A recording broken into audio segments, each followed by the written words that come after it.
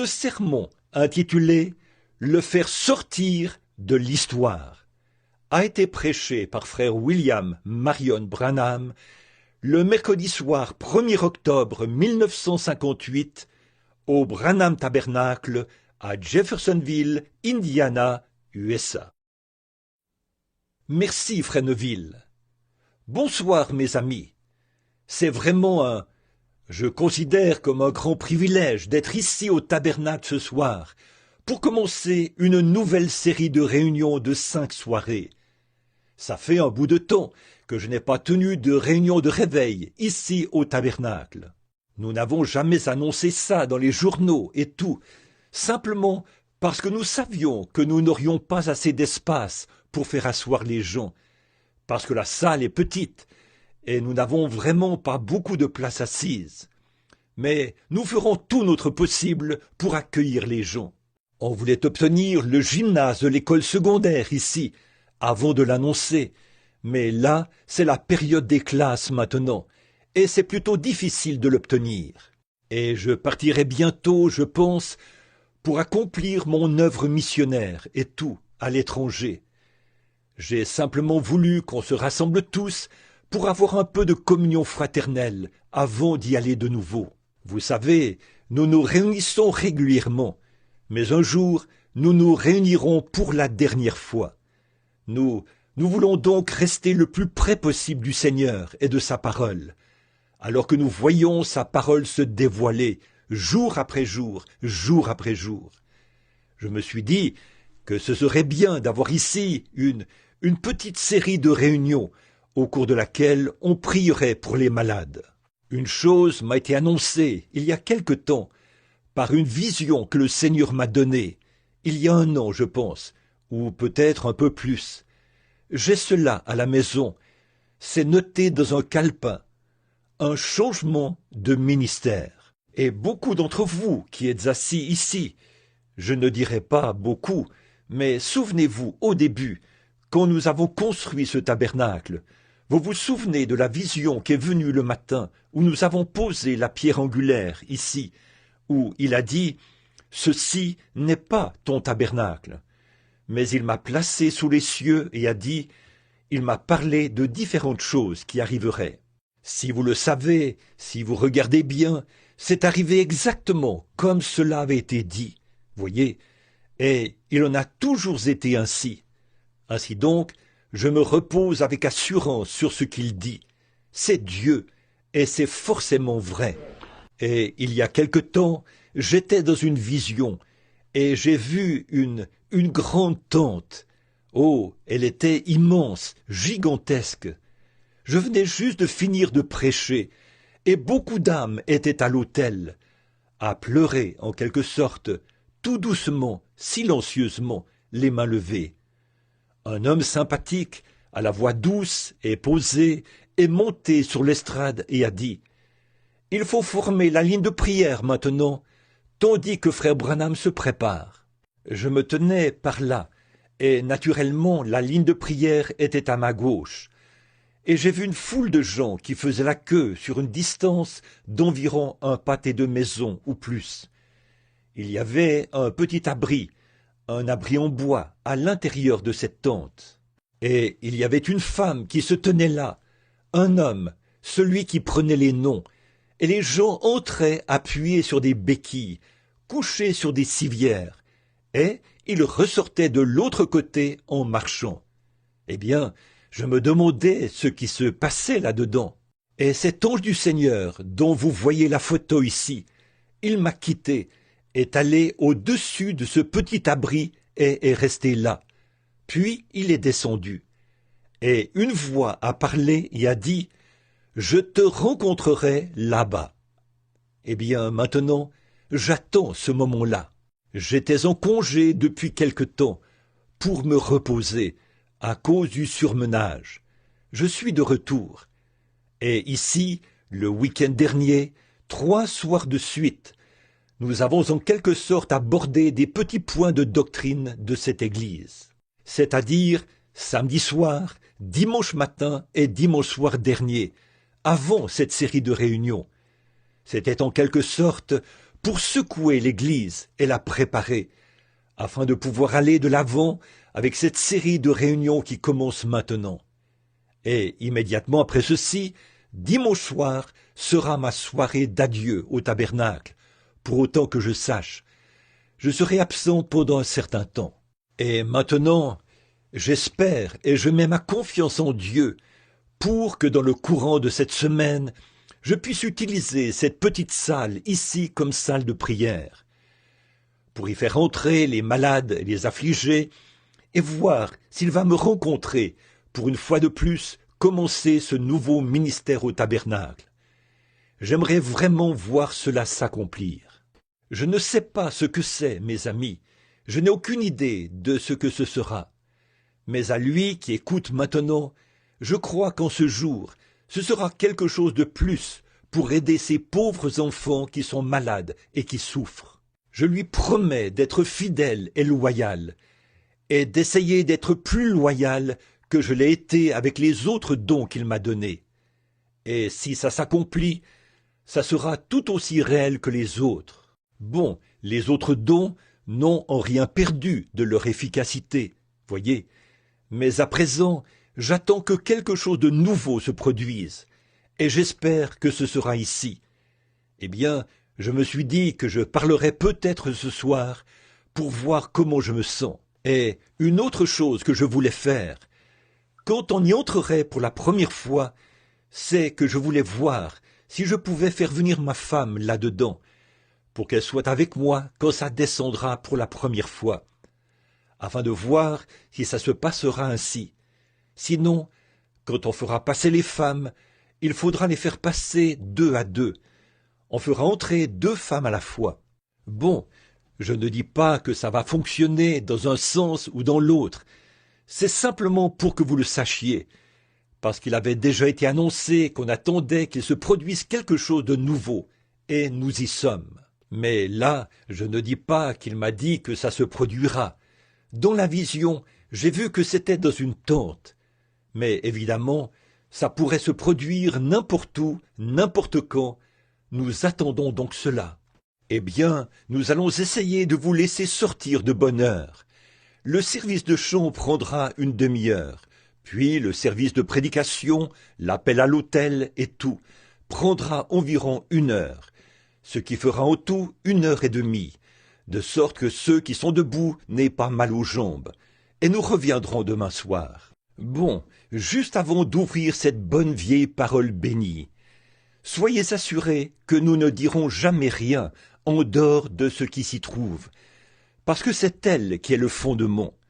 Et avant de le faire, courbons simplement la tête un instant pour un mot de prière. Dieu bien-aimé, ce soir, alors que nous nous tenons dans ta présence, nous sommes conscients de la fragilité de notre être et de ce que nous ne sommes que la poussière de la terre. Tu as fait de nous des êtres vivants pour t'honorer et te glorifier. Et nous sommes conscients que nos vies et notre destinée sont entre tes mains bénies.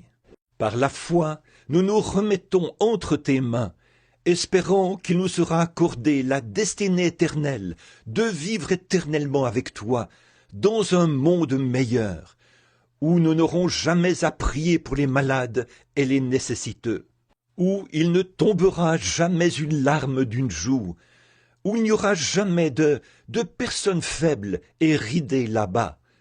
Mais là-bas, nous serons éternellement jeunes, et la gloire de Dieu sera sur nous. Nous n'aurons pas besoin de guérison, car nous aurons été guéris pour l'éternité, pour toujours.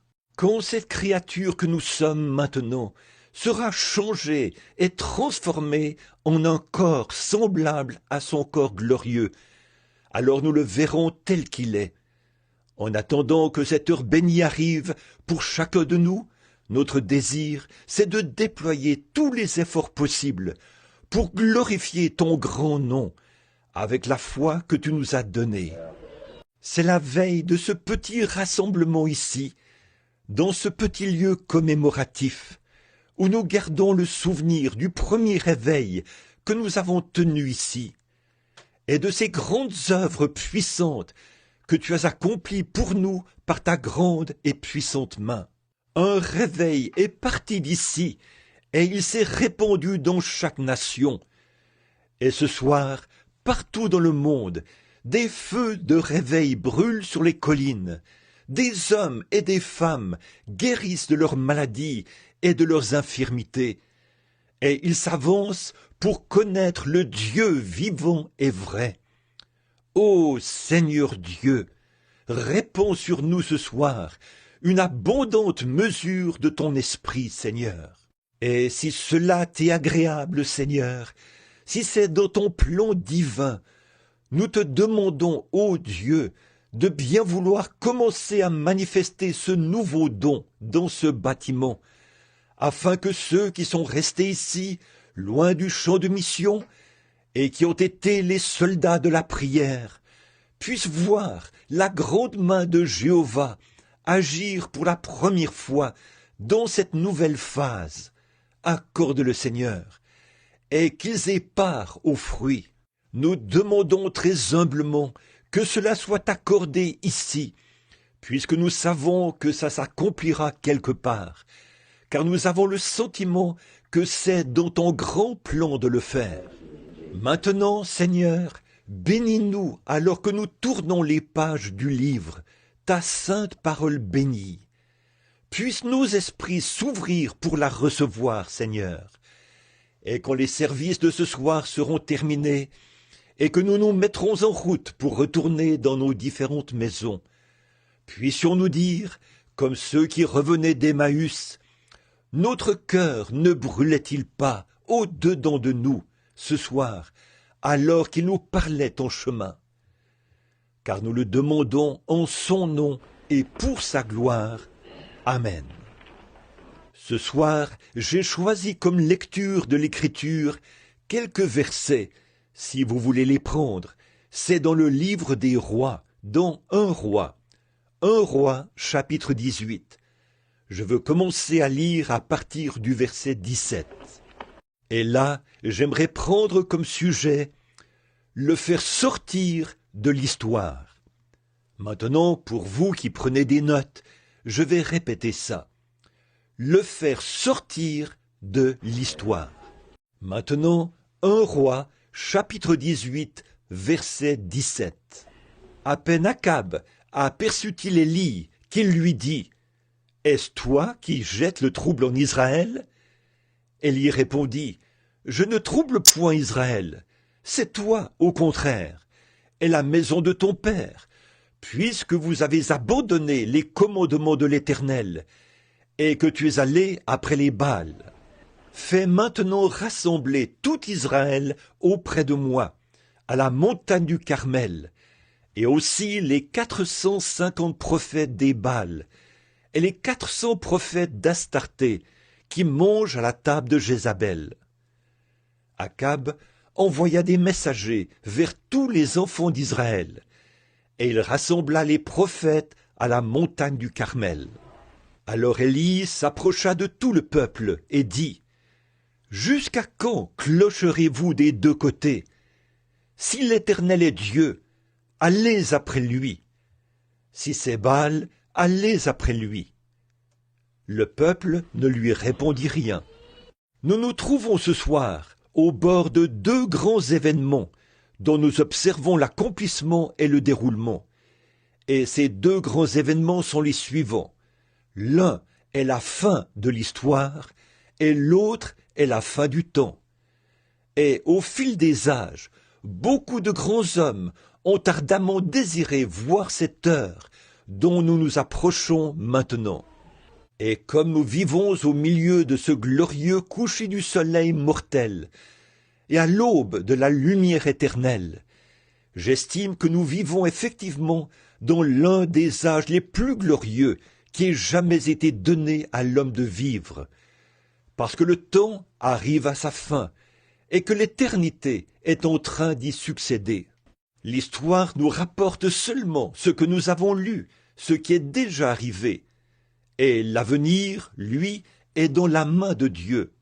Et aujourd'hui, nous voyons qu'on n'écrit pas beaucoup au sujet des faits historiques, parce que je ne pense pas qu'on s'en servira.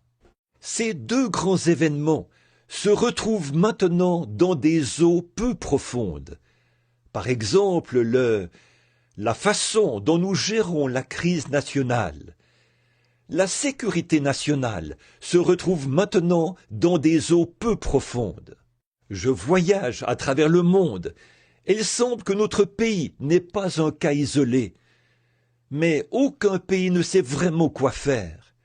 On dirait que la confusion règne partout. Je vais en Afrique. Là-bas, on redoute des soulèvements au sein de la population et le communisme se répand dans le pays. Je vais en Suisse, c'est pareil. Et dans tous les autres pays que j'ai visités, il semble que la paix est instable partout. Or, vous savez que notre Seigneur a prédit qu'un tel temps viendrait, qu'il y aurait de l'agitation chez les nations, un temps où on ne saurait que faire, de l'angoisse chez les nations. Et nous avons essayé tout ce qui nous semblait humainement possible pour faire que cela dure un peu plus longtemps. Mais moi, je crois qu'il n'y a plus de temps. Je ne crois pas qu'il y ait autre chose qu'on puisse faire à ce sujet. Nous sommes simplement à la fin de tout cela. Pendant un moment, on a essayé d'avoir des rois. Ça n'a pas marché. Puis, on a essayé la démocratie. Ça ne marche pas. Et on a essayé, ils ont essayé les dictateurs. Ça ne marche pas.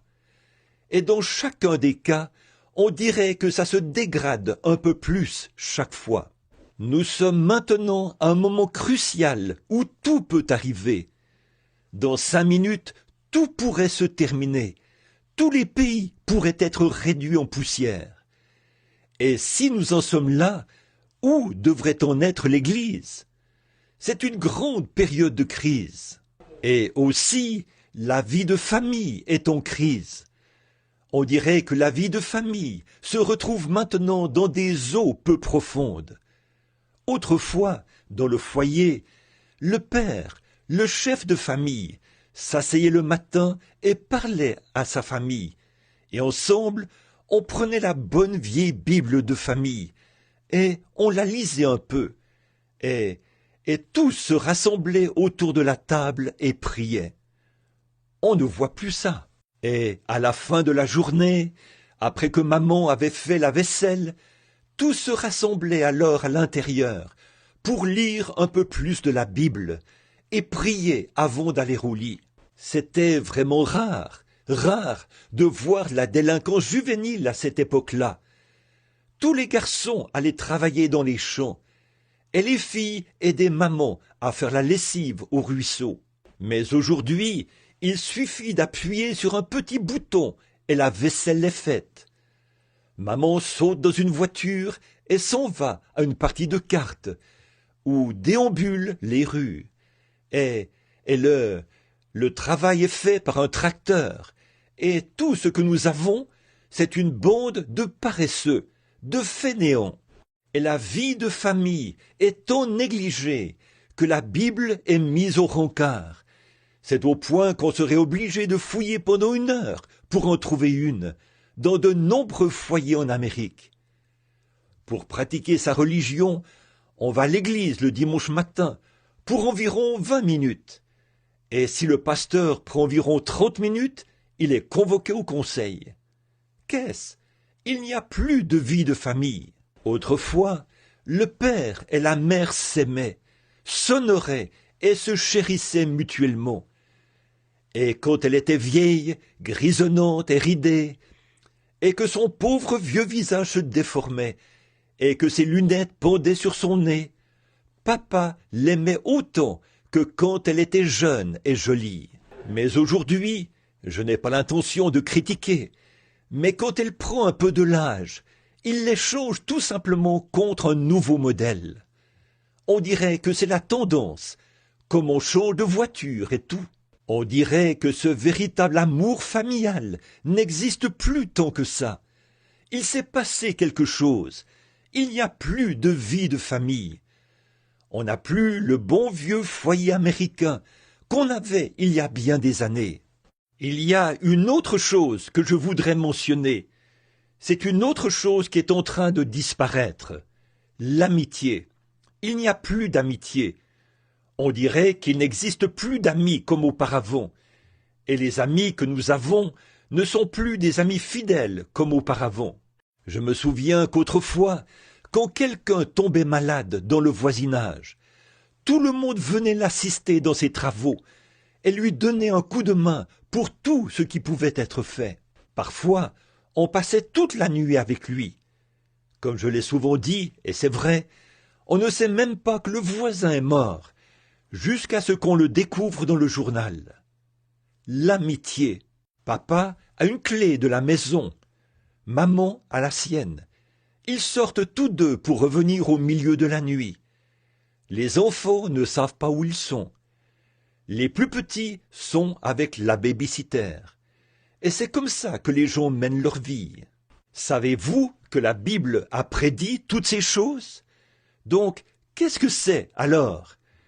C'est que nous sommes dans une position où nous voyons ces choses arriver au bout. Prenons la vie de l'Église. C'est là que tout a commencé. Il n'y a plus de vie d'Église. Aujourd'hui, les gens prennent l'Église presque comme une idole, comme un mât totémique. On s'assoit à l'Église pendant 5 minutes et on dit « J'ai pratiqué ma religion ». On donne sa petite contribution, ou que sais-je encore, pour payer le pasteur. Si ça ne suffit pas, on organise un petit souper pour compléter le tout et donner au pasteur. Et s'il n'est pas satisfait, il s'en va ou on lui donnera un meilleur salaire. On dirait que ce n'est plus par un appel divin qu'on devient pasteur. On dirait que ça tend à devenir un simple gagne-pain pour le pasteur. Que là où on lui offre le plus d'argent, c'est là qu'il va. Ça ne devrait pas être comme ça. Il faudrait qu'un homme soit appelé de Dieu pour une communauté. Et s'il faut qu'il reste là, comme Élie au sommet de la montagne, près du torrent de Kérit, et attendre que les corbeaux le nourrissent, il devrait y rester jusqu'à ce que sa mission divine se termine. Peu importe qu'il gagne un sou ou pas, l'appel de Dieu devrait passer en premier. Mais on dirait que c'est devenu l'appel pour de l'argent, ou pour un poste plus important, quelque chose comme ça, ou pour devenir une personne plus populaire, faire partie d'une plus grande église, ou quelque chose comme ça. Et l'église, à son tour, a jeté l'éponge. Tout ça arrive au bout. Regardez-la suivre son cours. Bon, je n'ai pas encore 50 ans. Je me souviens que quand j'allais à l'église baptiste et dans des églises méthodistes, ils avaient des réveils à l'ancienne mode. Là, ils poussaient des cris et louaient le Seigneur, marchaient de long large dans les allées et amenaient les pécheurs à s'avancer à l'autel. On ne voit plus ça nulle part. Autrefois, on avait des réunions de prière à l'ancienne mode lors des réveils. Et s'il y avait un pécheur dans le quartier, garçon ou fille, ces vieilles mamans et ces vieux papas priaient si fort que leur prière provoquait une prise de conscience chez ces jeunes. Et ils s'avançaient à l'autel, et là, ils venaient à Christ. Mais on ne voit plus ça. On dirait que c'est dans des eaux peu profondes. Il me semble que les choses ne devraient pas du tout être comme ça. Et autrefois, la plupart des églises, il y a bien des années, quand on faisait des réunions de réveil dans une église, toutes les autres églises collaboraient. Elles participaient, apportaient leur assistance, y envoyaient leurs membres, et on fermait les églises pour aller à ces réunions de réveil. On ne voit plus ça. Qu'est-ce qui s'est donc passé? Et qu'est-ce que vous allez faire à ce sujet? Cela ne fait qu'accomplir la parole du Dieu vivant. Et cela indique 2 choses. L'une, c'est la fin du temps, et l'autre, c'est la venue du Seigneur Jésus. En effet, le Saint-Esprit a clairement parlé et dit « Dans les derniers jours, les églises seraient emportées, enflées d'orgueil, aimant le plaisir plus que Dieu, déloyale, calomniatrice, intempérante et ennemie des gens de bien. Donc, si la Bible a prédit que ces choses arriveraient, comment peut-on s'attendre à autre chose qu'à ça? Ayant l'apparence de la piété et reniant ceux qui ont fait la force. Parcourez ce pays, nos pays.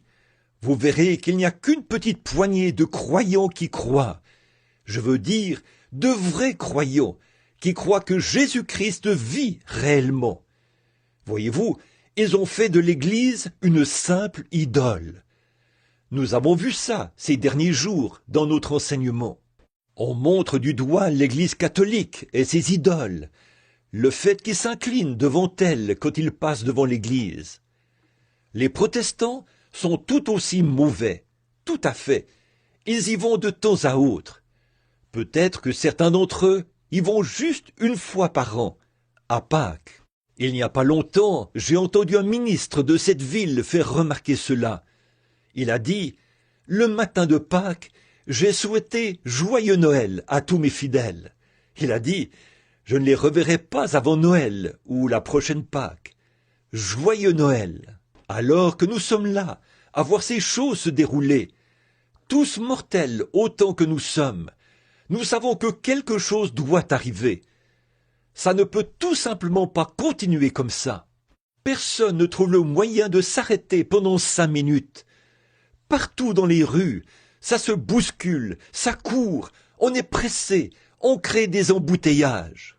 Cet après-midi, quand les enfants marchaient sur la route, je revenais, c'était plutôt à midi, je revenais de New Albany. Et voilà une dame qui est arrivée là, à la hauteur de ses enfants, à environ, dans une zone limitée à 30 km à l'heure, à environ 100 ou 110 km à l'heure. Elle roulait aussi vite que possible. Où allait-elle? Quelques minutes après, j'ai demandé à la personne qui était avec moi, « Qu'est-ce que vous en pensez ?» 2 autres voitures sont passées à vive allure, comme des bolides, à la hauteur de ses enfants. Là, sur la petite rue où nous habitons, le matin, c'est comme une piste de course. Les gens doivent se dépêcher de rentrer chez eux pour faire la vaisselle, ou écouter Arthur Godfrey, ou quelque chose comme ça. Où allez-vous? Qu'est-ce qui ne va pas? Ce qui cause tout ce dérèglement, c'est que les hommes et les femmes sont devenus des amoureux du monde actuel. La chose la plus importante devrait être de rentrer à la maison pour lire la Bible et prendre le temps de prier. Je pense à la mère de John Wesley, Suzanne. Elle était mère de 17 enfants et elle trouvait le moyen de passer du temps en prière. Je pense que c'était soit 2 ou 3 heures par jour, en plus d'élever et de prendre soin de 17 enfants, ce qui a produit l'un des plus grands prédicateurs au monde et l'un des plus grands compositeurs de cantiques de l'époque, John et Charles. En effet, elle prenait le temps de servir Dieu et non de traîner dans les choses du monde. Et quand nous voyons sombrer le fondement de notre pays, le fondement de notre foyer, le fondement de notre Église, alors, mes frères, que pouvons-nous faire? Alors, je veux dire ceci. Oh, si j'avais une voix qui pouvait résonner dans le monde entier! Il nous reste encore un fondement solide. C'est la sainte parole bénie de Dieu, la Bible. En effet, tous les cieux et la terre passeront, mais la parole de Dieu ne passera jamais. Et sur cette pierre, a dit Dieu, je bâtirai mon Église, et les portes du séjour des morts ne prévaudront point contre elle. Alors, quel privilège béni pour nous tous de tendre la main et de prendre la bonne vieille Bible de Dieu, d'en tourner les pages et de savoir que nous lisons directement la vérité et de voir que ces choses se sont produites dans le passé puisqu'elles parlent d'un Dieu de l'histoire.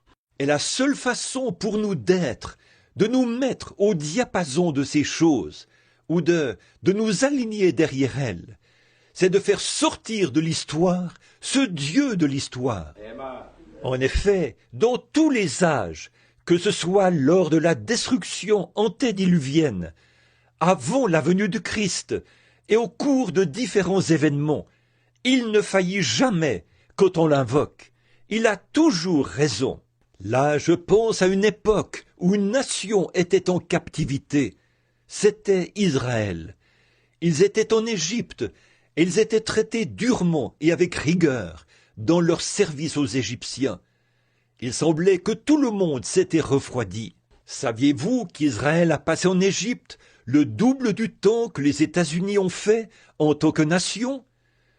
Nous n'avons pas plus de 150 ou 70 ans, quelque chose comme ça.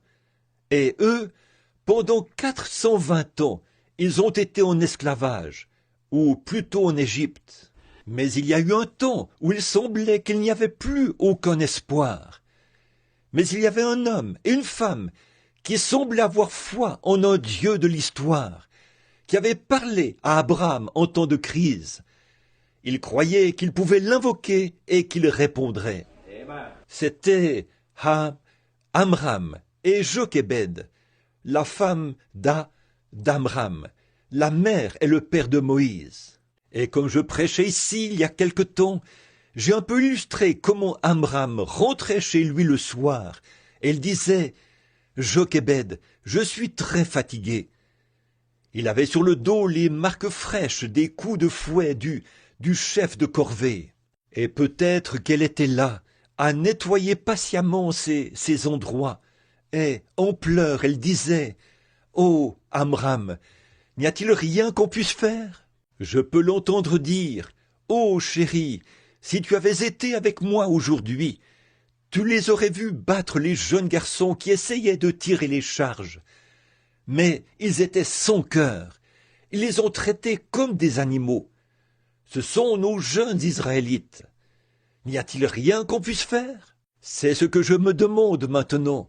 Je vois nos jeunes, ces adolescents qui seront les hommes et les femmes de demain, nos adolescents d'aujourd'hui, les cheveux jusqu'au cou et le pantalon porté sous les hanches, un pistolet accroché sur le côté, une cigarette au coin de la bouche.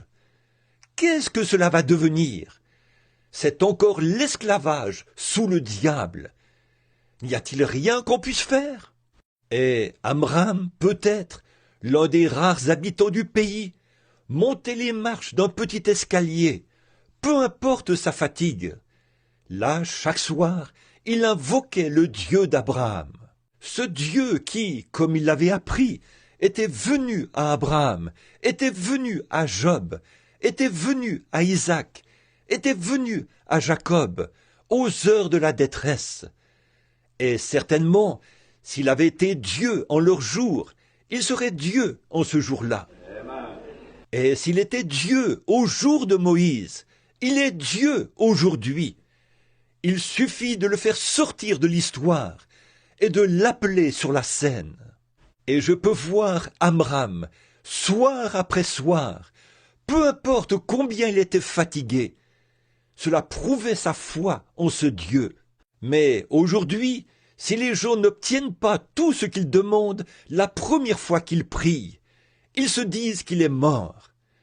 Ce qu'il nous faut aujourd'hui, c'est des hommes et des femmes nobles d'esprit, des hommes et des femmes qui sont déterminés à tenir ferme, jusqu'à ce qu'ils voient un Dieu qui vit vraiment passer à l'action, des gens qui ne renonceront pas. Ils sont bien décidés à s'en tenir à cela. S'ils sont malades et que le médecin leur a dit qu'ils ne peuvent pas se rétablir, il y a cependant quelque chose en eux qui leur dit qu'ils vont se rétablir. Tenez ferme, quoi qu'il arrive. Avez-vous adhéré aux églises du monde dénominationnel après que vous avez épuisé toutes vos forces? Allez d'un lieu à l'autre sans jamais trouver de soulagement? Il y a encore un Dieu qui répond à la prière et qui sauve du péché. Et comme on peut le constater, Amram, malgré ses nuits pénibles, le dos qui saignait, il montait de nouveau les marches, priait jusqu'à 2 ou 3 heures du matin. On aurait dit qu'il parlait au vent. Là, au fond de son cœur de juif, il y avait une foi ardente qu'aucun vent de doute ne pouvait jamais éteindre. Voilà le genre d'hommes et de femmes que nous voulons voir entrer en scène aujourd'hui. S'il ne répond pas ce soir, il répondra demain soir. S'il ne répond pas cette année, il répondra l'année prochaine. Car il est un Dieu. Non pas un Dieu, mais le Dieu. Et nous voyons qu'Amram, soir après soir, il montait les marches. Et Jochébed s'approchait de lui et disait « Amram, mon chéri, tu as prié là-haut toute la nuit. Pourquoi ne demandes-tu pas à certains des jeunes hommes où tu travailles de prier un peu? Eh bien, chéri, et s'ils ne le font pas, il faut que quelqu'un le fasse. Il faut que quelqu'un prie jusqu'à exaucement. Voilà le sentiment qui devrait animer chaque chrétien ce soir. Ne pas attendre quelqu'un d'autre, mais prendre les devants nous-mêmes jusqu'à exaucement. Si nous croyons que la Bible contient de l'histoire, c'est aussi un livre prophétique qui nous dit que ce même Dieu se lèvera dans les derniers jours. Et il est temps qu'il entre en scène. Voilà ce qu'Amram savait, que Moïse avait prophétisé, ou, non pas Moïse, excusez-moi, Abraham avait reçu une promesse de la part de ce Dieu de l'histoire, qui n'avait répondu à aucune prière depuis 400 ans, d'après ce que l'histoire nous rapporte. Mais il avait promis qu'il les ferait sortir. Et on dirait que notre Dieu reste bien silencieux depuis longtemps, mais l'heure est venue où il va entrer en scène. Un soir, ça faisait peut-être plusieurs années qu'Amram priait. Ses cheveux commençaient alors à grisonner, et toujours pas de délivrance, mais la situation empirait continuellement. Un soir, il est passé vraiment aux choses sérieuses. Voilà comment nous devons nous y prendre. Passer vraiment aux choses sérieuses. Il a dit « Ô Dieu, c'est ce que tu as promis !» Et nous l'avons attendu avec impatience, et nous voyons que tous les signes sont là, et que le temps est proche. Il est temps que tu fasses quelque chose à ce sujet. Alors qu'il était vraiment plongé dans la prière, et qu'il priait de tout son cœur, il a regardé, et voici que quelqu'un se tenait dans un coin. Il s'est frotté les yeux et a regardé de nouveau. Là se tenait un ange, son épée nue dans la main. Il a dit « La délivrance arrive. Tu engendreras un fils, et c'est lui qui les délivrera. » Voyez-vous, Dieu répond toujours à la prière, n'est-ce pas? À condition que nous tenions ferme. Moïse, après avoir conduit fidèlement les enfants d'Israël dans le désert, il est arrivé à la mer Rouge. D'un côté les montagnes, de l'autre le désert. Par là, l'armée de Pharaon, et devant eux, la mer Rouge. Ils étaient pris au piège dans une petite bande de terre. On dirait que même la nature s'était écriée. Que va-t-il se passer? C'est fini pour eux. L'armée de Pharaon, par dizaines de milliers, allait les écraser. Mais qu'est-ce que le peuple a fait? Il s'est mis à murmurer et à se plaindre. Oh, ça aurait été mieux si nous étions restés à l'endroit où nous étions. Mais il y en avait un parmi ces gens dont la foi ardente de Dieu brûlait dans le cœur, qui croyait que le Dieu de l'histoire pouvait entrer en scène dans n'importe quelle situation difficile. Moïse s'est tenu là, les mains levées vers Dieu. Il a prié jusqu'à ce que le Dieu de l'histoire entre en scène pour être le Dieu d'aujourd'hui. Il a ouvert la voie et Israël a traversé les eaux à pied sec. Oh, peu de temps après, Josué a conduit le même groupe, ou leurs enfants, au Jourdain. Et c'était au mois d'avril, au moment où tous les cours d'eau étaient en crue, et que le Jourdain faisait 5 fois sa taille. On dirait que tout bon chef militaire aurait choisi un autre moment pour les conduire là-bas.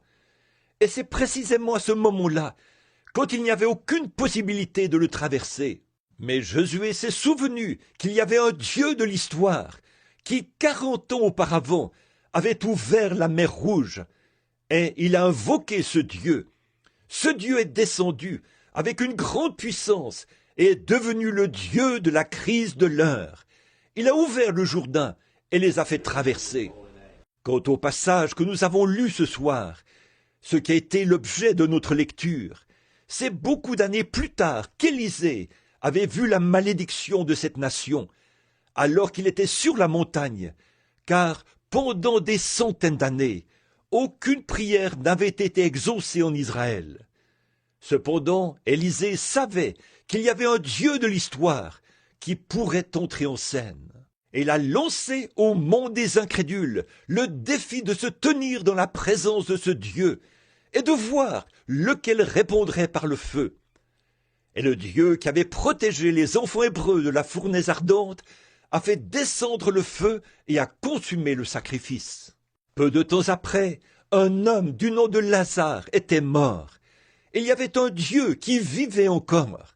Il avait pu ramener Enoch à la maison sans même qu'il voie la mort et faire monter Élie dans un char de feu. On l'avait appelé sur la scène à l'heure sombre de la mort et il avait agi exactement comme il le ferait à tout moment. Pourtant, il était un Dieu de l'histoire, mais on l'a sorti de l'histoire pour la crise de l'heure. C'était près de la porte de Jéricho, où un aveugle était assis au bord de la route et il criait. Il n'y avait plus aucun espoir, aucun médecin ne pouvait l'aider. Il avait dépensé tout son argent. Il ne lui restait plus qu'à rester assis là et à rêver quelques jours, jusqu'à ce que la mort lui soit un doux soulagement. Et un jour, le long de la route, est descendu un Dieu de l'histoire, qui est entré en scène pour une crise de l'heure. Dieu a ouvert les yeux de cet aveugle. C'est dans la maison de Jaïrus que les médecins avaient échoué. Ils avaient renvoyé la petite fille pour y mourir, et la mort y était entrée, et y avait fait ses ravages. Elle avait pris l'unique enfant de ce foyer, la petite fille de 12 ans, et on l'avait allongée sur le divan. Alors que ce jeune prédicateur au cœur brisé avait dû abandonner sa dénomination et tous ses amis, mais il s'est souvenu qu'il y avait un Dieu de l'histoire qui pouvait ressusciter les morts. Et il est allé à sa recherche. Cherchez et vous trouverez. Frappez et l'on vous ouvrira. Demandez et l'on vous donnera. Il est toujours le même Dieu. Ce Dieu qui habitait dans un corps appelé Jésus, le Fils de Dieu. Quand on l'a appelé sur la scène et qu'on l'a fait sortir de l'histoire, le Dieu qui avait ressuscité les morts dans l'Ancien Testament, qui avait ramené à la vie un petit enfant mort par un prophète.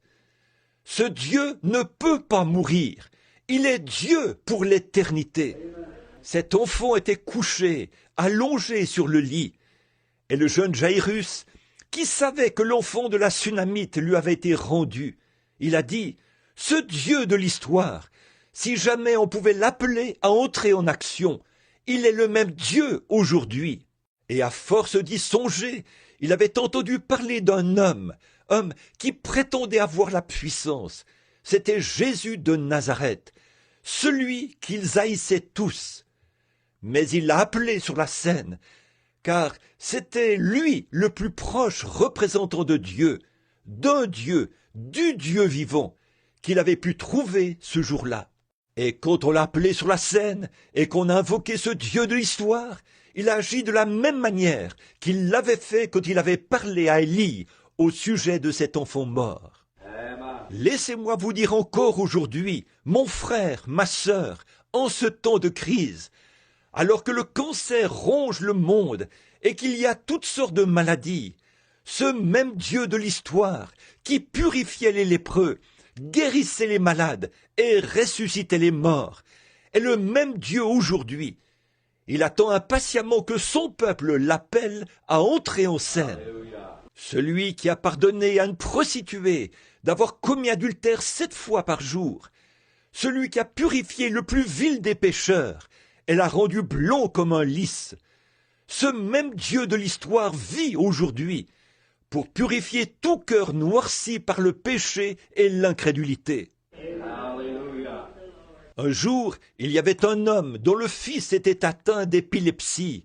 Il l'a emmené à l'église, et les disciples ont dansé et ont crié à tue-tête autour de lui pendant un moment, et ils n'ont rien pu faire. Mais il y avait un Dieu de l'histoire qui vivait encore. Il était bien décidé à le trouver. Quand il l'a vu descendre de la montagne, il a couru vers lui et a dit « Seigneur, aie pitié de moi. Un démon s'est emparé de mon enfant. Il devient tout raide et tombe dans le feu. » Jésus a dit « Je le peux, si tu crois. » Si tu crois quoi? Si tu crois que le Dieu de l'histoire vit encore aujourd'hui. On l'a appelé sur la scène et l'épilepsie a quitté cet enfant. Ce même Dieu vit aujourd'hui, alors que les églises ont failli, alors que la politique a failli, alors que tout le reste a failli. L'homme a failli et tout a failli. Dieu ne peut pas faillir. Il est le Dieu de cette vieille Bible à la couverture noire. Sa promesse est tout aussi vraie que jamais. Et il est temps que son peuple l'invoque, le sorte de l'histoire. Car il est écrit, Jésus-Christ est le même hier, aujourd'hui et éternellement. Il est un Dieu de l'histoire, et il est un Dieu du temps présent. Et dans les derniers jours, a-t-il dit, je répandrai de mon esprit sur toute chair, et des signes et des prodiges accompagneront ceux qui auront cru. Car en mon nom, ils chasseront les démons, ils parleront de nouvelles langues. S'ils saisissent des serpents ou boivent quelques breuvages mortels, cela ne leur fera point de mal. Et s'ils imposent les mains aux malades, les malades seront guéris. C'est un Dieu de l'histoire qui a fait la promesse. Et aujourd'hui, nous sommes le peuple de son pâturage. Nous sommes les brebis de son troupeau. Et il attend que nous prenions position et que nous l'appelions à entrer en action. Appelez-le sur la scène. Voyez-le commencer à agir. Voyez-le faire ce qui est suprême. Voyez-le faire ce qui va étonner les hommes, qui se gratteront la tête, car ils ne comprennent pas. Il est un Dieu de l'histoire et un Dieu d'aujourd'hui. Il attend qu'on le sorte de l'histoire. Ne le considérons pas. À quoi nous sert un Dieu de l'histoire s'il est seulement un Dieu de l'histoire? À quoi aurait servi un Dieu de l'histoire à Amram et Jochébed? À quoi aurait servi un Dieu de l'histoire à Moïse? À quoi aurait servi un Dieu de l'histoire à Lazare? À quoi aurait servi un Dieu de l'histoire? Aurait servi à l'aveugle Bartimée à la porte. Et à quoi vous servirait un Dieu de l'histoire ce soir s'il n'est pas le même aujourd'hui? Il est le même aujourd'hui. Il pardonne tous nos péchés et guérit toutes nos maladies. Le Dieu de l'histoire, si on le fait sortir de l'histoire, il brillera en ce jour de lumière. Quoi? Alors que le temps tire à sa fin, alors que la politique tire à sa fin, alors que la vie tire à sa fin, alors que tout arrive à son terme, Jésus vient à la lumière. Alléluia. Alors que tout est détruit, lui, il continue de briller, le lys de la vallée, l'étoile brillante du matin. Il est le même hier, aujourd'hui et éternellement. Invoquez simplement le Dieu de l'histoire. Vous le verrez devenir le Dieu du présent, sorti de l'histoire, pour briller exactement comme il l'a fait en ce temps-là. Il agira de la même façon, il fera la même chose, il pardonnera de la même façon, il guérira de la même façon. Ses compassions sont les mêmes, sa bonne volonté est la même, et sa puissance est la même. Il est le même. Il attend notre... Vous ne pouvez pas l'invoquer de vos lèvres seulement. Il ne vient pas quand on le serre des lèvres seulement. Il vient par la foi. Quand votre foi, pas votre longue prière, votre ardent désir, mais il vient par cette faible petite foi qui est tout au fond de votre âme, qui peut s'accrocher et dire « Cette petite chose qui est là, qui m'a conduit à ce tabernacle ce soir, peut de nouveau éclairer mon âme et faire que je reparte d'ici plein de ferveur et en chantant comme les oiseaux du ciel. Pourquoi? Il est un Dieu de l'histoire et un Dieu d'aujourd'hui. Il attend qu'on l'invoque. Invoquez le Seigneur, il vous répondra. Parlez-lui par des psaumes. Adressez-lui vos prières et croyez-le. Il répondra. Et je dis ces mots pour terminer. C'est la raison d'être de cette réunion ce soir. C'est pour cette raison que cette série de réunions a commencé. Je crois que c'est Dieu qui m'a dit, il y a 27 ans, quand nous avons posé la première pierre ici, que je prêcherai l'évangile dans le monde entier. Il l'a accompli. Quand les gens se moquaient et disaient « Où iras-tu, Billy ?» avec seulement des études primaires, j'ai dit « J'irai au nom du Seigneur Jésus ». Quand j'ai prêché mon sermon avant de partir, il y a 11 ans, du haut de cette chaire, et que Madame Gerty, assise là, a chanté « Crois seulement ». Les grands géants étaient là, alors que je prêchais. C'était comme David contre Goliath. La science et les grands de ce monde étaient présents pour désapprouver la guérison divine et la tourner en dérision. Et tout le monde me disait « Jeune homme, tu vas perdre la boule là-bas. Ils te jetteront en prison. Ils feront ceci, cela ou autre chose. » Mais c'est le Dieu de l'histoire qui était entré en scène là-bas et qui m'avait dit de le faire. Et je l'ai fait par sa grâce et sa miséricorde. Ce même Dieu de l'histoire d'il y a 10 ans, il est maintenant de nouveau entré en scène. Tout aussi sûr qu'il a accompli cela, il accomplira ceci. Il est le Dieu de l'histoire et il est le Dieu d'aujourd'hui. Il ne sommeille ni ne dort, il ne peut pas mourir, car il n'a ni commencement ni fin. Alléluia. Dans votre cas ce soir, amis pécheurs, il y a cette petite pulsation que vous ressentez dans votre cœur, qui vous dit qu'il est le même, qui vous dit qu'il peut vous libérer de tout fardeau, de tout crime et de tout péché que vous avez commis contre lui. Dans quoi pouvez-vous placer vos espoirs? Pas même dans votre propre foyer, ni dans votre femme, ni dans votre famille, votre mère ou votre père. Mes espoirs ne sont fondés sur rien d'autre que le sang de justice de Jésus. Quand tout ce qui environne mon âme s'effondre, il est toute mon espérance et mon soutien. Sur Christ, ce rocher solide, nous nous tenons. Tout autre sol est du sable mouvant. L'Église, les amis, peu importe ce que c'est, toutes ces choses tirent à leur fin. Mais lui, il vit éternellement. Et parce qu'il vit, nous vivons avec lui. Que donneriez-vous en échange? Que pourriez-vous donner? Et si Dieu vous appelait ce soir à répondre au jugement, que feriez-vous à ce sujet? Vous placez vos espoirs dans la nation? Elle se disloque, comme toutes les autres. Vous placez vos espoirs dans une certaine élection à venir?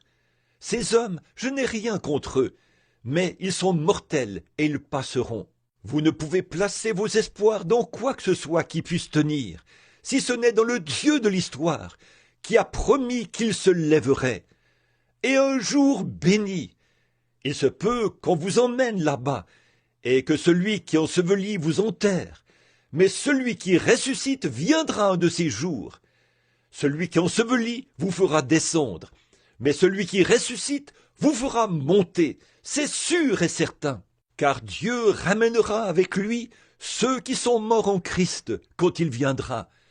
Car maintenant, il est un Dieu de l'histoire pour beaucoup, mais il sera un Dieu d'aujourd'hui, quand vous l'accepterez comme votre sauveur et qu'il sera réel dans votre cœur. Il y aura quelque chose en vous qui vous le dira.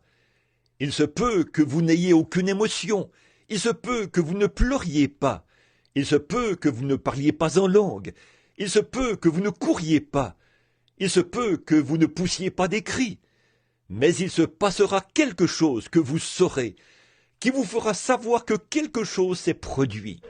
Votre vie va cadrer avec cela, aussi longtemps que vous vivrez. Et quand la dernière heure arrivera, et que vous quitterez ce monde, vous ne craindrez aucun mal. Car tu es avec moi, ta houlette et ton bâton me rassurent. Quand le médecin vous aura abandonné, qu'il sera parti, et que vos veines commenceront à se refroidir, comme M. Vauder l'autre soir, notre illustre ex-maire de la ville, il est allé écouter M. Nixon parler, il est mort sur place. Un homme bien, en bonne santé, autant que je sache.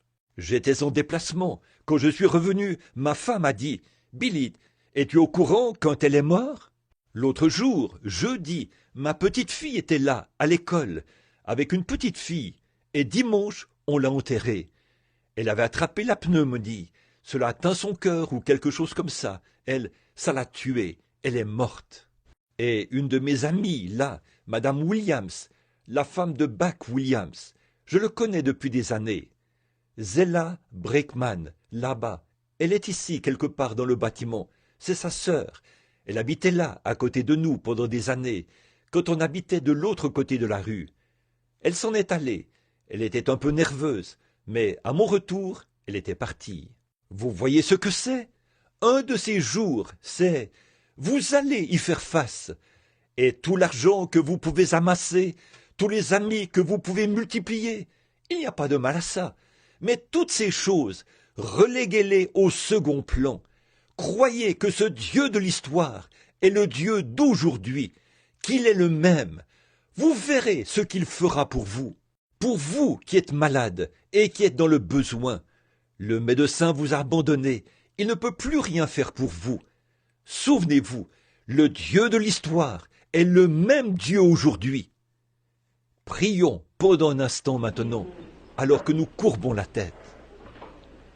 S'il y en a ici ce soir, je ne sais pas, en ce qui concerne le salut de votre âme, s'il y en a ici ce soir, qui savent que ce Dieu a promis qu'il viendrait en un instant, en un clin d'œil, quand vous n'y penserez pas. Si ce Dieu n'est pas avec vous, et que vous vous imaginiez simplement que vous l'avez, souvenez-vous, telle voie paraît droite, mais son issue, c'est la voie de la mort. Si vous n'êtes pas certain que vous êtes sauvé ce soir, et que s'il venait, vous iriez avec lui, voulez-vous simplement lever la main vers lui, et en le faisant dire « Aie pitié de moi, ô Dieu !» Merci, que Dieu vous bénisse. Beaucoup de mains se sont levées. Y aurait-il quelqu'un d'autre avant que nous terminions? Voulez-vous, avons compris? Que Dieu vous bénisse, jeune femme. N'ayez pas honte, là. Certainement. Ça sert à quoi de prêcher un Dieu de l'histoire, s'il n'est pas le même aujourd'hui? Et, frères et sœurs, je dis ceci. Une fois, j'ai lu au sujet d'un Dieu de l'histoire. J'ai lu à son sujet dans des livres. J'ai lu à son sujet dans la Bible. Mais un jour, je l'ai rencontré. Je l'ai rencontré. Il est venu à moi.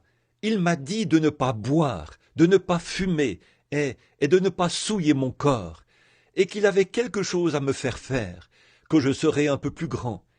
Je n'étais qu'un petit garçon. Il a confirmé cela. Il l'a fait. Voici sa photo que la science a prise, accrochée ici maintenant. Voyez, le monde le sait. Il l'a confirmé parmi vous. Il connaît chaque pensée de votre cœur. Il a confirmé ce qu'il est. Il est le même Dieu aujourd'hui. Il n'est pas un Dieu de l'histoire. Ne soyez pas, ne laissez pas le monde vous leurrer par les souillures, les choses du monde. Croyez-le maintenant. Voulez-vous lever la main? Ceux qui ne l'ont pas fait, voulez-vous lever la main pour dire « Ô Dieu, je n'en suis pas sûr, mais je veux en être sûr. Laisse-moi. Que Dieu vous bénisse, jeune homme. Quelqu'un? Que Dieu vous bénisse là-bas, ma sœur. Que Dieu vous bénisse, mon frère. Quelqu'un d'autre? Que Dieu vous bénisse, ma sœur. Que Dieu vous bénisse là-bas, mon frère. C'est vrai. Vous dites, frère Bill, est-ce que ça changera quelque chose pour moi si je lève la main? Levez la main une fois et vous verrez.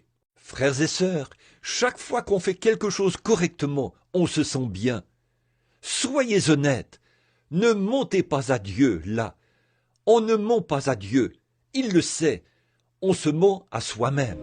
Vous savez, Un mensonge est une chose si horrible que ça peut vous conduire devant des cours fédérales et des cours pénales. Et là, on vous mettra un détecteur de mensonges au bras, et vous ferez tout votre possible pour que ça sonne comme si c'était la vérité. Mais vos nerfs attesteront que vous dites un mensonge. Pourquoi? Vous n'avez pas été fait pour mentir. Et si un détecteur de mensonges le sait, qu'en est-il de Dieu? Vous dites, mais frère, je suis baptiste, je suis presbytérien, je suis méthodiste. C'est très bien. Je vous demande une chose. Avez-vous déjà rencontré ce Dieu de l'histoire? Est-il descendu dans le buisson ardent devant vous, et vous le savez? A-t-il parlé à votre âme, et avez-vous la certitude que vos péchés sont effacés? Si ce n'est pas le cas, ne prenez aucun risque.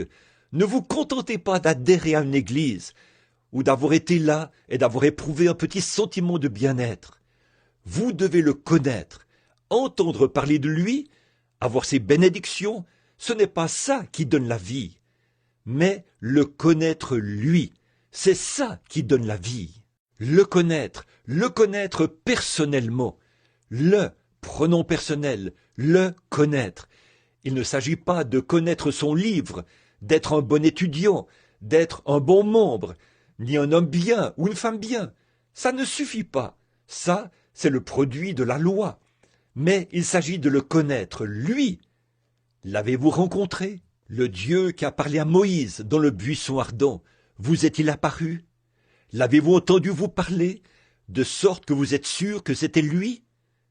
S'il ne l'a pas fait, levez simplement la main, dites « Ô Dieu, parle-moi maintenant ». Est-ce que c'est toi qui chuchotes dans mon cœur? Je voudrais te connaître.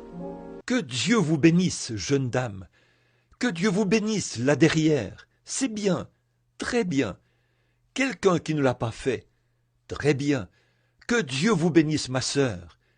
Que Dieu vous bénisse ici, jeune dame. C'est bien.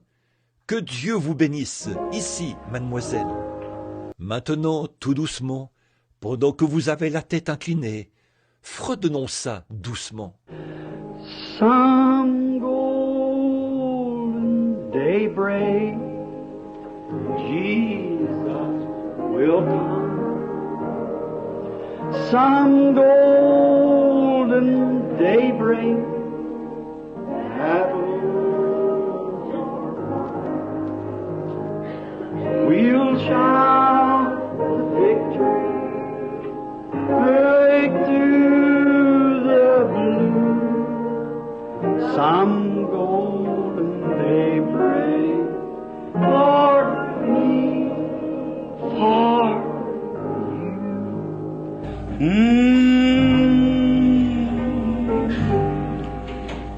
Now you that raised your hands, if you so desire my prayers for you, and believe that God would hear me, and you want to walk up here at the altar, let me stand here and pray with you.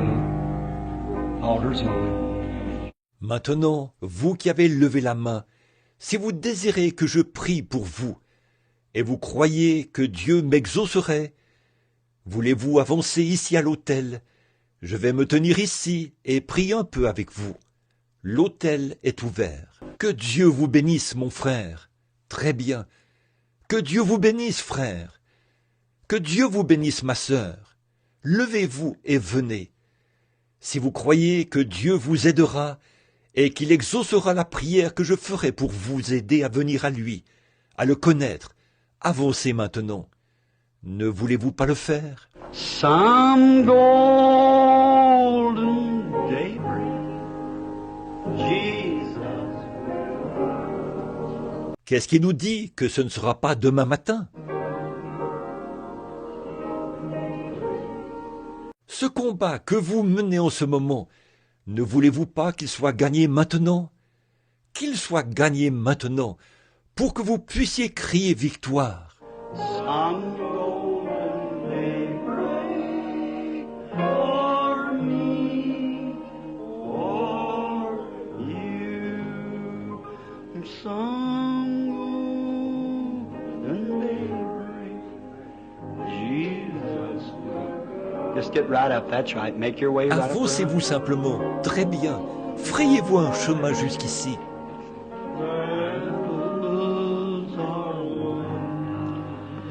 We'll shout the victory, break through the blue, some golden day.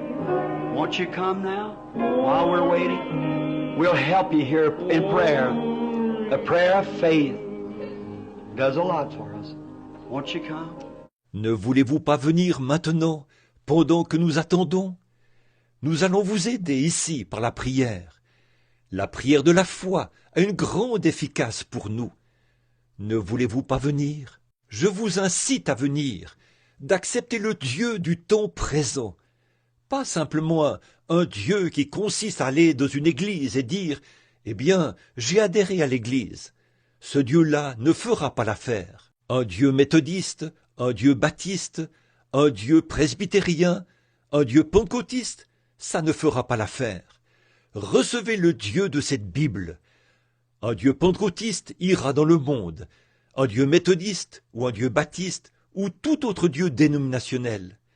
Mais le Dieu de cette Bible vous rendra semblable à Jésus. Il le fera certainement. Son esprit habitera en vous et toute votre vie sera changée. Ce tempérament colérique, cette méchanceté, cet esprit qui ne pardonne pas, cette chose rongera votre âme perdue pour l'éternité. Je suis simplement en train de lancer un filet maintenant. C'est à vous d'y voir. Laissez-vous attraper, le voulez-vous? Avancez-vous, placez-vous autour de l'autel ici. Beaucoup d'entre vous ont levé la main là derrière. Vos voisins de siège vont vous laisser passer.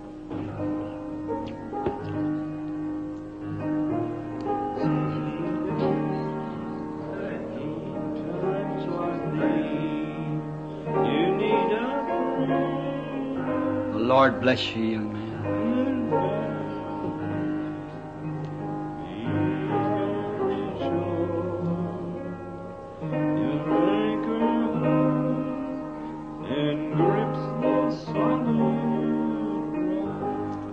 Que le Seigneur vous bénisse, jeune homme. Maintenant, pendant qu'elle joue doucement la musique, plusieurs se tiennent ici autour de l'autel. 7 âmes sont venues se tenir autour de l'autel. Saviez-vous que 7, c'est un nombre parfait pour Dieu? C'est la perfection. Le Saint-Esprit vient de descendre sur une personne qui se tient ici, maintenant même. C'est ce que j'appelle le Saint-Esprit, mon frère. Maintenant, il est là, pour chacun de vous. Soyez simplement humble dans votre cœur. Et si c'était la dernière fois que vous ayez l'occasion de vous tenir autour d'un autel, et si c'était la toute dernière prière que vous feriez maintenant, Jésus va venir. Il se peut qu'il frappe à votre porte avant demain matin, vous savez. Vous devrez partir un jour, s'il est un Dieu de tout. Il est le Dieu de l'histoire, et il est le Dieu d'aujourd'hui. Il vous a parlé, vous vous êtes levé ici devant lui pour le rencontrer. Vous vous êtes avancé pour le rencontrer, il va vous rencontrer. Il est ici maintenant. Seulement, dans votre cœur, confessez tout ce que vous avez fait qui n'est pas bien. Dites, « Ô Dieu, aie pitié de moi, je suis un pécheur, j'ai mal agi, et je confesse maintenant de tout mon cœur que j'ai tort. Je veux que tu aies pitié de moi et que tu pardonnes mes péchés. Je te servirai le reste de mes jours. Et que ce petit feu qui brûle dans mon cœur, cette petite foi qui a fait que je vienne ici à cet autel ce soir, qu'il puisse pénétrer tout au fond de mon âme. Que ce feu se déclenche maintenant même, et qu'il brûle ardemment en moi, de sorte que je puisse dire « Oui, tu vis, Jésus, et je t'aime. » Et je vais te voir rentrer en scène dans les prochaines heures, pour accomplir des choses, de grandes choses. Je suis si content de m'être avancé quand tu as parlé à mon cœur. Je vais te voir débarrasser les gens des cancers, guérir les malades et les nécessiteux, les entendre revenir et témoigner de ce que Dieu aura fait pour eux. Ce Dieu de l'histoire, qui est sorti de l'histoire, c'est le même aujourd'hui qui entre en scène. En effet, cette fois-ci, il vient pour rester, sa seconde venue. Prions maintenant, que chacun de vous prie avec moi. Dieu bien-aimé, j'amène ces 7 âmes devant toi maintenant. Le premier soir a produit 7 astres errants. Dans ta précieuse parole, tu as dit « Nul ne peut venir à moi si mon Père ne l'attire premièrement. Et je ne mettrai pas dehors celui qui vient à moi, mais je lui donnerai la vie éternelle et je le ressusciterai au dernier jour. Seigneur, c'est là ta promesse. Et par une émotion, un acte de conviction, ces 7 précieuses âmes errantes se sont avancées ce soir, parce qu'elles croient que le Dieu qui a parlé aux prophètes, le Dieu qui a parlé à l'aveugle, il vit encore aujourd'hui, et elles se sont avancées pour le rencontrer. Ce même Dieu qui a fait la promesse, et qui a rencontré le lépreux sur son propre terrain, qui a rencontré la femme à la perte de sang au bord de la rivière, qui a fait faire demi-tour à la mort quand il l'a rencontré au sépulcre de Lazare. C'est le même Dieu ce soir. Il est ici pour rencontrer cette mort spirituelle et lui faire demi-tour et dire « Retire tes mains de ces gens qui sont venus me confesser après que mon esprit leur a fait la cour. Je leur donnerai la vie éternelle et personne ne peut me les ravir. Je les ressusciterai au dernier jour. » Nous te remercions pour eux, Père, et nous prions qu'ils restent fidèles entre tes mains jusqu'à ce que la mort les libère. Quand ils entreront dans les joies du Seigneur, en ce glorieux jour, quand le souper des noces aura lieu dans les cieux, quand le roi viendra et dira « Te souviens-tu du 1er octobre 1958, dans ce petit tabernacle en béton ? Tu t'es avancé et tu m'as reçu comme ton sauveur. Je t'avais parlé. À ce moment-là, tu étais un pécheur, mais maintenant je t'ai sauvé. Et maintenant tu es à moi, et tu as la vie éternelle. Entre maintenant dans les joies que j'ai préparées pour toi dès la fondation du monde. Accorde-le, Seigneur. Ils sont à toi maintenant. Nous te les confions au nom de Jésus-Christ. Amen. Maintenant, que l'auditoire garde la tête inclinée. Je vais demander à chacun de vous qui êtes ici à l'autel, sentez-vous dans votre cœur, là, tout au fond de votre âme, que la petite flamme de la foi qui vous a dit de venir ici à l'autel, d'accomplir l'acte que vous venez d'accomplir, après que vous avez levé les mains et que vous vous êtes avancé, sentez-vous que cette petite flamme a commencé à brûler et à devenir une vraie foi vivante dans votre cœur? Croyez-vous maintenant que Jésus a pardonné vos péchés et que vous allez être à lui à partir de maintenant? Si c'est le cas, voulez-vous lever la main droite vers lui? Ceux qui sont autour de l'autel, levez la main droite si vous sentez que Jésus a pardonné tous vos péchés. Ceux qui sont autour, maintenant il y a 2, 3 mains qui ne se sont pas levées. Maintenant que tout le monde continue de prier.